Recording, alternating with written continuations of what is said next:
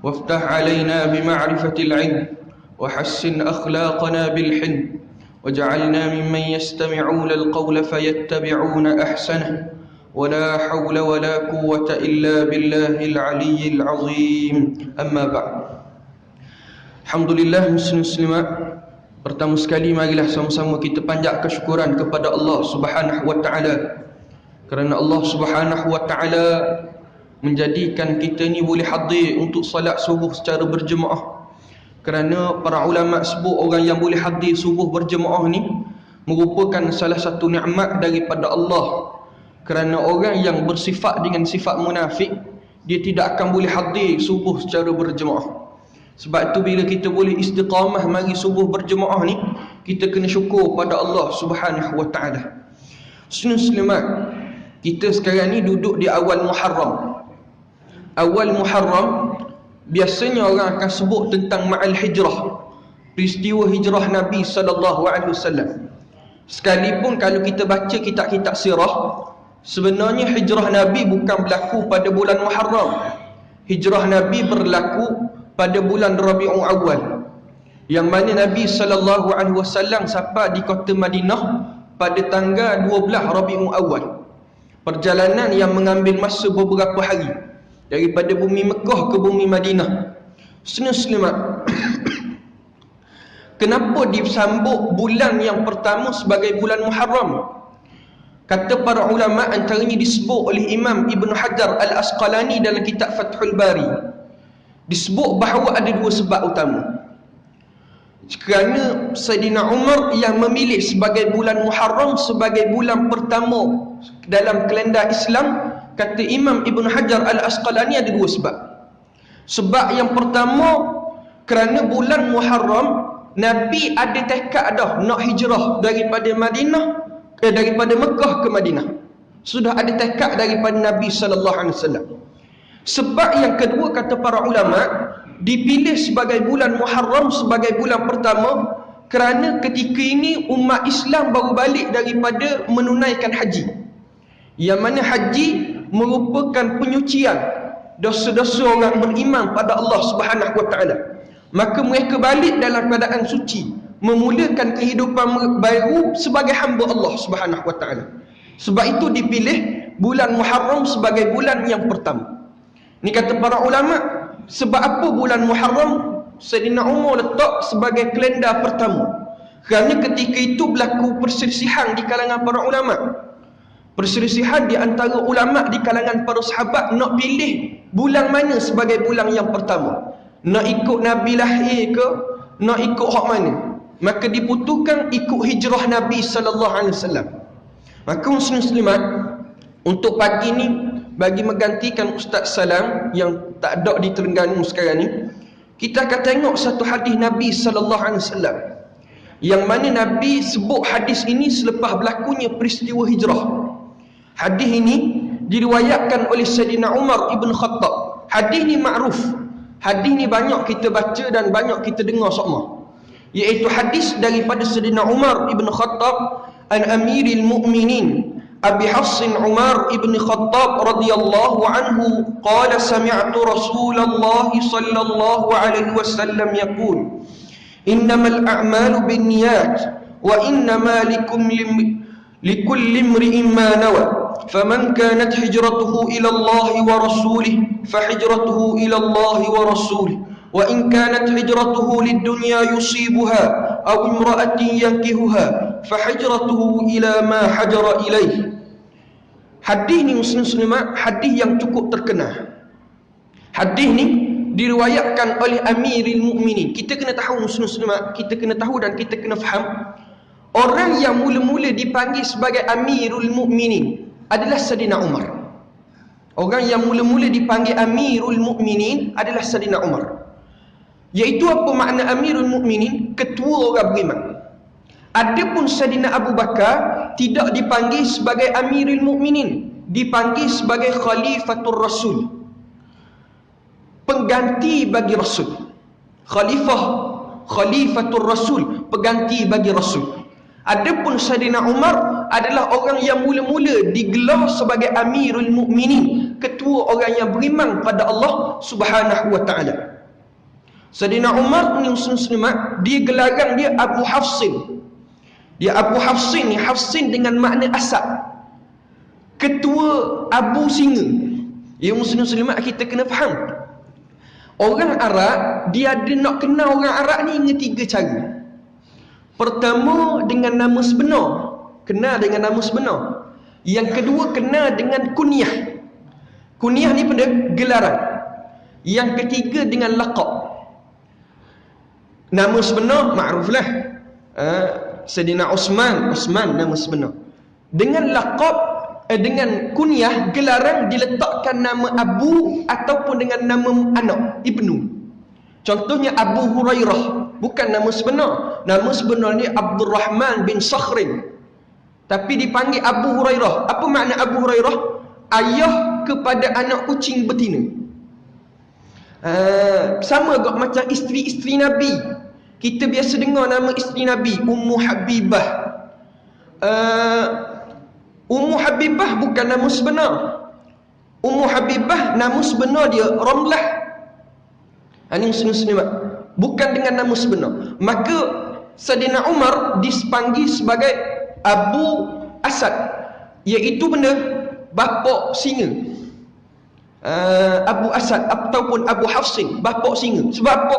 Musang. Musang. Dia dipanggil Abu Hafsin sebab apa? Kerana orang yang cukup musang. Tapi dia kalah dengan Nabi. Dia cukup kalah dengan Nabi SAW. Laqab dia benda dipanggil sebagai Al-Faruq.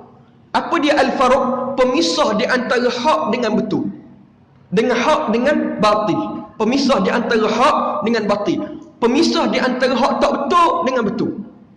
Kenapa? Sayyidina Umar ni, antara keistimewaan Sayyidina Umar muslimat, wahyu tak turun lagi, dia tahu dah wahyu nak turun. Macam mana peristiwa surah Ar-Rahman. Dia kata, ya Rasulullah, mungkin boleh tambah sedikit begini. Tiba-tiba turun wahyu, sama macam Sayyidina Umar sebut. Dulu rumah Nabi SAW dengan Masjid Nabawi tepek. Jadi kadang-kadang orang masuk dalam rumah Nabi makan. Ini perangai. Dia masuk rumah Nabi makan. Dia lepas tu Sayyidina Umar masuk rumah Nabi dalam keadaan isteri Nabi ada. Lepas tu Sayyidina Umar pergi jumpa dengan Rasulullah. Dia kata, wahai Rasulullah, alangkah baiknya kalau ada tirai di antara isteri kamu dengan kami. Turun ayat Quran supaya diletakkan tirai di antara isteri dengan tetamu. Ini muslimat, hebatnya Sayyidina Umar Ibn Khattab. Sayyidina Umar ni, dia lebih muda daripada Nabi SAW. Dia orang yang cukup alim. Sayyidina Umar orang yang cukup alim. Kalau kita mengaji dalam ilmu faraid muslimat, bab harta pusaka, Sayyidina Umar antara orang yang banyak berijtihad, banyak fatwa-fatwa daripada Sayyidina Umar. Dia muda daripada Nabi SAW, tapi orang yang cukup alim. Masuk Islam lambat. Masuk Islam dekat-dekat dengan nak hijrah, baru masuk Islam. Tapi Sayyidina Umar ni orang gagah. Orang lain hijrah suruh menusuk, mari-mari dia seorang je ijtihad. Gi tepi Kaabah. Dulu orang Arab dulu kalau nak buat pengumuman apa, dia akan buat sama ada naik bukit ataupun duduk tepi Kaabah untuk buat pengumuman. Sayyidina Umar pergi tepi Kaabah buat pengumuman. Siapa nak jadi bini dia janda, ataupun nak suruh anak dia jadi yatim piatu, marilah sekat aku. Gedebel muslim-muslimat. Sayyidina Umar berani, sebab tu dipanggil bapak singa. Allahumma salli ala sayyidina Muhammad. Sayyidina Umar meriwayatkan hadis ini. Dia kata bahawa dengar Nabi SAW sebut. Hadis ni muslim-muslimat, kita kena faham. Hadis ni disebut oleh Nabi dalam selepas peristiwa hijrah.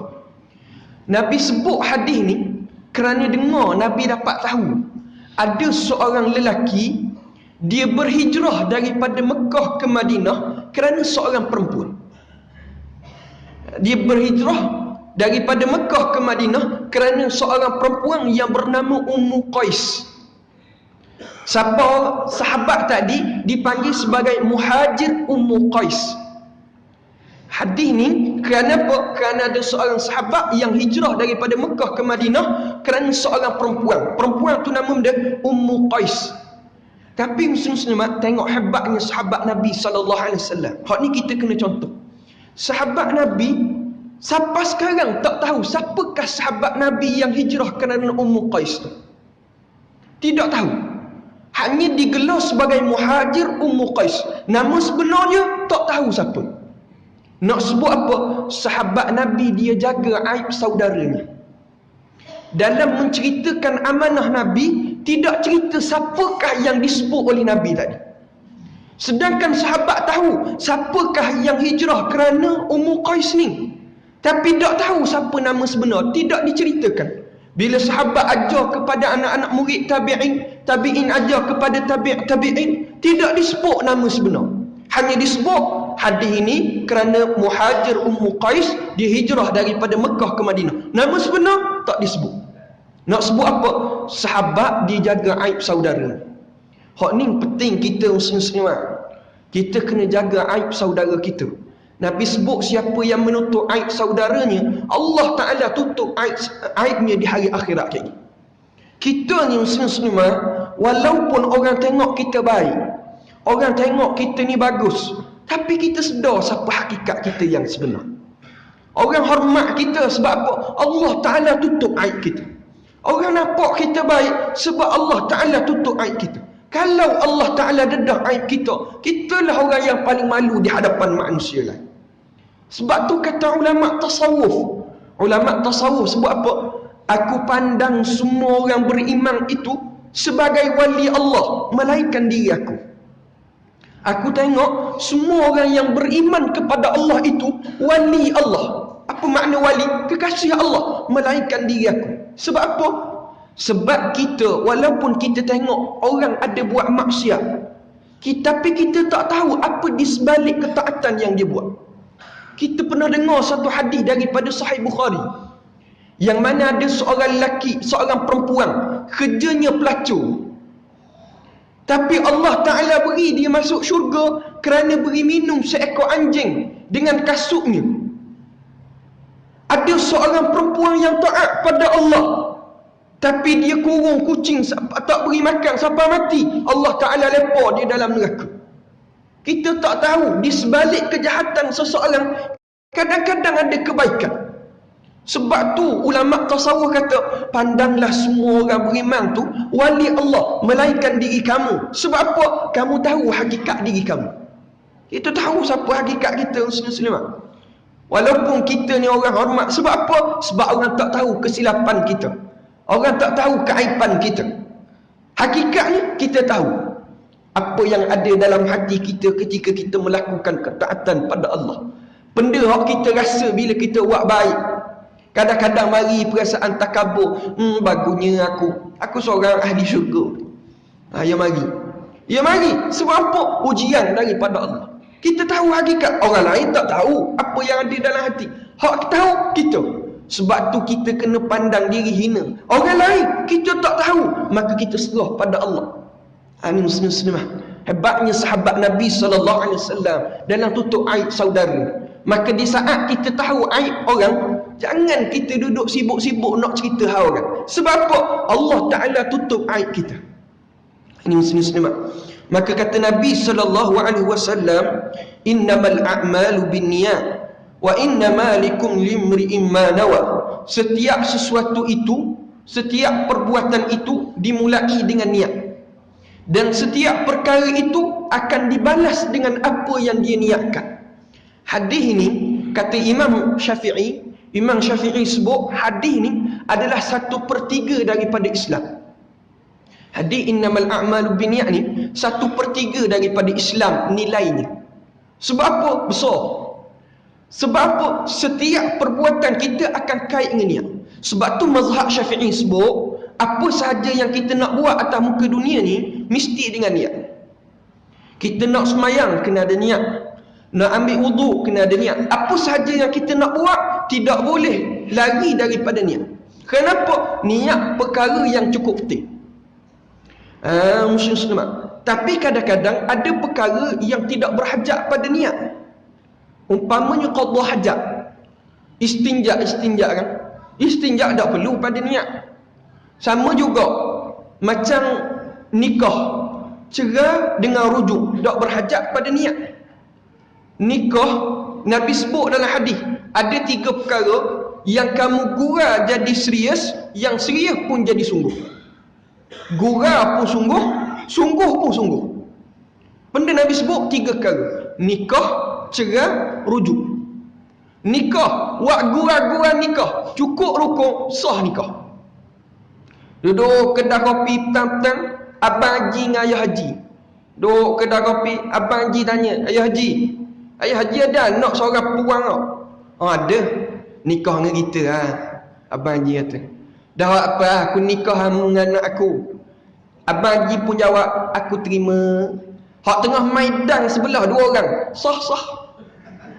Sah tak nikah? Sah nikah. Berapa sah nikah? Sebab cukup rukun. Rukun nikah apa? Ada 5. Ngating lelaki, abang haji tadi. Ngating puan, duduk rumah. Ya pengantin puan, tak syarat mari. Dan tak syarat minta izin. Kalau anak dara, janda baru kena minta izin. Wali, ayah haji. Lepas tu kan, 2 orang saksi. Hak tengah maidan dia. Sah. Lepas tu kan, ijab qabur. Ijab qabur tak syarat salam. Hanya sebut nikah, hak tu sebut terima, sah nikah. Lepas ni, jadi sah tak nikah? Walaupun kedai kopi, sah. Lepas ni tak dipanggil ayah haji, kena panggil papa. Muslimah. Dan sebut hukum nikah, gurau jadi serius. Sama gak cerai. Cerai, kita gurau jadi serius. Gurau, duduk gurau. Kita kena faham, cerai ni, lafaz cerai dia ada 2 jenis. Pertama, lafaz tolak, lafaz cerai secara kinayah. Yang kedua, secara sorah. Kinayah baru tengok ada niat ke tak ada niat. Contoh mana? Aku tak ada umrah denganmu, balik-balik rumah makmu. Kita sebut gitu. Jatuh tak talak. Kata ulama, kalau lafaz kinayah kena tengok ada niat ke tak ada niat. Kalau ada niat jatuh, tak ada niat tak jatuh. Ada pun lafaz sorah, aku ceram, walaupun gurau jadi serius. Sebab apa? Dia lafaz sorah. Berlaku di Terengganu bulan lepas. Akad nikah, sudah akad nikah, sanding atas pelamin. Tengah-tengah sanding atas pelamin, ia gurau warna atas pelamin, ia cerai di Terengganu. Tapi bukan di Kuala Terengganu Umaran ni lah, Lohlik Setiu Besuk tu. Dia tak tahu dia niat gurau dengan bini atas pelamin gini-gini. Lelah kali tok lelaki sebut, dah kalau gitu mudah-mudah saya cerai awak. Dia pun telefon. Lepas tu kan duduk gurau lagi. Petang tu lepas nak kemah-kemah jamuan apa semua, dia telefon. Mana Ustaz? Saya kata lafaz soreh tu. Lafaz soreh, gurau pun seria. Allah Ustaz, dah nak awak ni. Rujuk mula kan?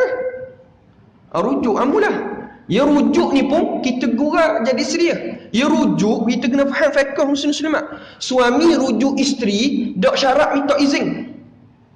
Salah cerai bini, tak teringat, tak tahu, dia boleh rujuk. Rujuk, suami rujuk isteri, tak perlu minta izin.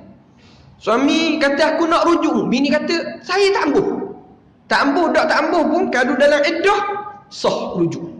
Tak syarat minta izin. Sebab rujuk kuasa suami. Sama gak cerai, kuasa suami. Kalau cerai kuasa isteri, tiap-tiap malam kena cerai. Tiap-tiap malam kena cerai. Jeng. Tapi nak sebut hukum. Ada perkara yang perlu pada niat, ada perkara tak perlu pada niat. Ni kena jelas molek bab ni. Ada perkara yang perlu niat. Tapi majoriti perkara dia berhajat kepada niat. Tapi muslim-muslimat, hamba saja nak sebut bab kahwin ni. Bukan kata warna. Sebab akhir-akhir ni, masalah bab nikah ni, ramai sangat orang tanya. Nak buka kelas munakahat, marah dia orang. Oh Ustaz, buka kelas munakahat, bukan nak nikah seorang lagi pula. Ni bukan.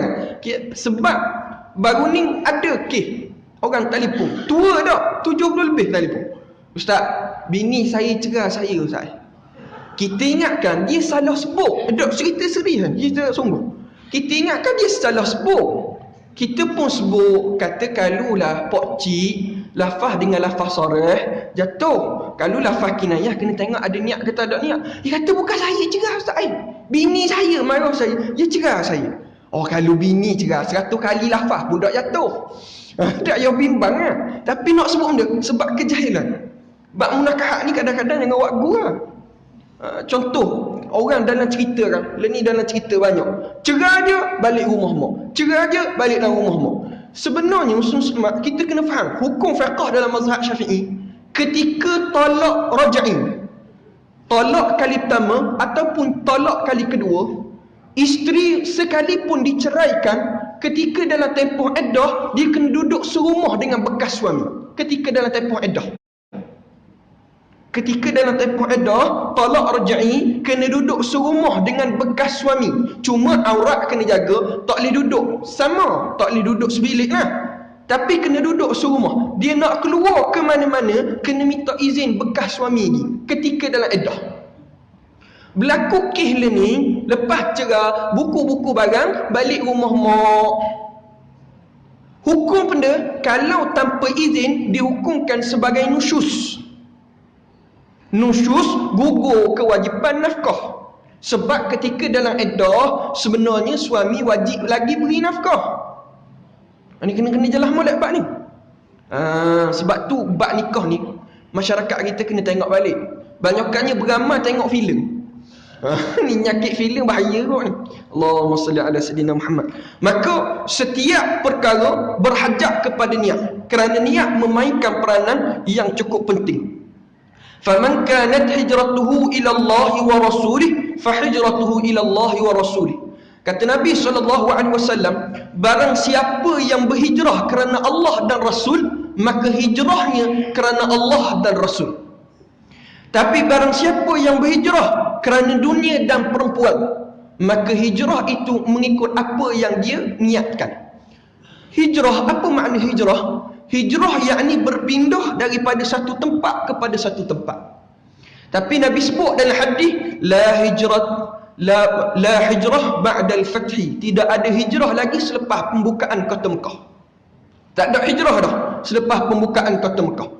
Maka kata ulama, hijrah yang menjadi kewajipan ni adalah daripada melakukan maksiat kepada melakukan ketaatan, daripada baik kepada jadi lebih baik. Ini kena jelas muslim-muslimat. Daripada baik kepada jadi yang lebih baik. Ni hak hijrah nak lah ni. Adapun hijrah daripada satu tempat kepada satu tempat tidak jadi wajib dah, melainkan satu benda. Kata Syekh Mustafa Bugha dalam kitabnya Syarah Arba'in Nawawi, dalam kitab Al-Wafi, dia sebut benda kewajipan tu jadi wajib juga dari pindah daripada satu tempat kepada satu tempat. Satu masalah, sekiranya dia duduk dalam negara orang kafir, negara orang kafir, dan dihalang dia untuk melakukan ketaatan, nak semayang tak boleh, nak tutup aurat tak boleh, maka di situ menjadi kewajipan dia untuk hijrah. Semasalah ni, selain masalah ni tidak wajib dia berhijrah. Sekalipun dia duduk negara orang kafir, majoriti orang bukan Islam, tapi dia boleh beramal dengan Islam, maka tidak wajib dia untuk berhijrah. Ini kita kena jelas molek hukum bab hijrah. Maka hadis ni muslim-muslimat, Nabi sebut siapa yang hijrah kerana dunia dan kerana perempuan. Dunia ni umum. Dunia ni harta dunia, rumah kita dunia, apa sahaja dunia. Nabi tak marah kita nak ambil dunia. Nak ambil dunia tak marah. Tapi yang Nabi marah bersifat bakhil dengan dunia, kedekut bak dunia. Ambil dunia, tamak dah, banyak ambil harta dunia. Lepas tu tak bakhil pula dengan dunia. Apa makna bakhil? Bakhil ni dia sayang harta dia, tak beri kepada benda yang dituntut oleh syarak. Tapi dia ada satu nyakit lagi yang Nabi sebut, syuh. Syuh ni lebih tinggi daripada bakhil. Syuh ni benda hak dia kedekut, hak orang je nak. Ni syuh. Bakhil dia kedekut hak dia, dia dakwi hak dia, tapi hak orang dia tak ketik, dia tak jaga. Syuh ni nyakit lebih tinggi daripada bakhil. Hak dia tak ambuh, dia tak ambuh. Hak orang, hak tu lah dia nak sangat. Ni nyakit. Ni dunia. Dunia, Nabi tak marah kita ambil dunia sebab kita duduk dalam dunia. Yang Nabi marah bila kita bakhil dengan apa yang kita ada. Bakhil dalam bab dia, bakhil dalam bab akhirat. Bakhil dalam bab dunia tak apa. Contoh makan. Makanan harga goreng nasi goreng RM200. Contoh itu buat masalah. Tambah, boleh ke tak? Tak apa, bukan dipanggil bakhil. Yang bakhil dalam bab akhirat. Nak tak buat keluar sedekah sunat, sedekah jariah, sedekah wajib yang dipanggil zakat, hak ni dipanggil orang yang kedekut dalam bakhil dalam erti agama. Ibad zakat ni kena tengok banyak balik. Contoh masalah zakat pendapatan. Zakat pendapatan ana baru lepas buat, tengok duduk buat pembacaan. Memang zakat pendapatan tidak ada di dalam ijtihad para ulama. Memang tidak ada. Yang adanya hanyalah ijtihad baru oleh ulama-ulama yang kemudian, contemporary, ulama semasa sekarang, yang kata wajib zakat pendapatan. Taklid kepada mazhab Hanbali. Di Malaysia ada 14 buah negeri. Satu je negeri yang tidak mewajibkan zakat pendapatan, iaitu zakat negeri Perak. 13 negeri lagi mewajibkan zakat pendapatan. Sebab tu masalah zakat kita kena tengok balik. Contoh masalah zakat emas perak. Banyak orang kita kadang-kadang masalah zakat ni, tapi masalah zakat pendapatan tadi sekiranya tak berbayar juga tidak menjadi masalah, kerana masih berlaku khilaf di kalangan para ulama. Tapi masalah kadang-kadang zakat yang sudah menjadi mu'tamad, umpama contoh zakat emas perak, hak ni ramai orang terlepas pandang. Zakat tanaman, pertanian, hak ni ramai orang terlepas pandang. Kita kena tengok balik dalam masalah zakat perniagaan. Sebab tu perlu kita nak berniaga kena ada ilmu, bukan setakat nak dapat untung guana, tapi daripada sudut hukum kena ada juga. Kalau tidak mengeluarkan zakat, hukumnya haram. Maka inilah dunia yang ditegah. Nabi sebut juga dunia, kemudian Nabi sebut orang puang. Sedangkan orang puang dimasuk dalam hak dunia dah. Tapi apa Nabi ulang juga perkataan orang puang? Nabi kata siapa yang hijrah kerana dunia ataupun perempuan yang ingin dikahwininya. Bapa Nabi ulang perkahwinan, sedangkan Nabi sebut dunia tu faham dah orang puang. Kerana nak sebut kadang-kadang ujian perempuan adalah ujian yang besar. Ulama sebut orang lelaki dia ada dua ujian besar. Pertama bab harta. Harta ujian. Jangan main bab harta. Yang kedua ujian orang puan. Lebih pergi hendak nikah. Muslim. Jangan main ujian ni besar. Sebab tu minta berlindung, jaga daripada fitnah orang puan. Orang puan dia tubik dak pakai ketat sikit je. Orang tengok lalu. Kalau orang lelaki pakai ketat, ada orang tengok. Hak normal lah, hak pelik-pelik tu jangan. Hak geng-geng kunyit, geng-geng segar jangan masuk capur. Ni hak normal. Orang lelaki pakai ketat, ada tak orang tengok? Tak ada. Orang puan dia pakai ketat sikit je, tubik. Tengoklah ke apa orang puan ni, dia duduk diam pun jadi fitnah. Sebab tu Nabi ajar pada kita minta berlindung daripada orang perempuan. Minta berlindung daripada orang puan, jangan marah pula ni. Ni seru nak bahas ni. Jangan, maksud dia benda sini, hati-hati dengan fitnah perempuan. Hati-hati. Kerana apa? Kadang-kadang fitnah orang perempuan, fitnah yang cukup besar. Jadi muslim-muslimat, hadis ini diriwayatkan oleh Imam Bukhari dan Imam Muslim dengan sanad yang cukup sahih. Dan hadis ini muslim-muslimat, banyak ulama-ulama hadis riwayatkan. Bahkan dalam kebanyakan kitab hadis akan ada hadis ini. Hadis ini dalam kitab Sahih Bukhari diulang sebanyak 7 kali. Hadis ini. Dalam kitab Sahih Muslim hadis pertama. Dalam Riyadatus Salihin hadis pertama. Dalam kitab Al-Azkar ada hadis ini. Kebanyakan kitab dia akan sebut hadis ini. Kerana hadis ini menjadi peringatan yang cukup besar. Hadis ni diletak mula-mula sebab apa? Peringatan bagi orang yang mengajar dan orang yang belajar supaya menjaga niat dalam belajar dan mengajar. Maka kita jagalah niat kita masuk awal Muharram ni Jagalah niat kita, lakukanlah ketaatan pada Allah, menjadi orang yang lebih baik dengan ilmu agama dan belajar yang lebih banyak insya-Allah. Jadi itulah muslimat perkongsian pada pagi ni. Ana minta maaf banyaklah segala salah dan silap, kasar bahasa kurang mana-mana. Moga-moga mendapat manfaatlah kita semua. Aku qauli hadza wa astaghfirullahal azim wa lakum. Assalamualaikum warahmatullahi wabarakatuh. أعوذ بالله من الشيطان الرجيم بسم الله الرحمن الرحيم اللهم فقهنا في الدين وعلمنا التأويل اللهم طهر قلوبنا من النفاق وأعمالنا من الرياء ربنا ظلمنا أنفسنا وإن لم تغفر لنا وترحمنا لنكونن من الخاسرين ربنا آتنا في الدنيا حسنة في الآخرة حسنة وقنا عذاب النار صلى الله على سيدنا محمد وعلى آله وصحبه وسلم والحمد لله رب العالمين.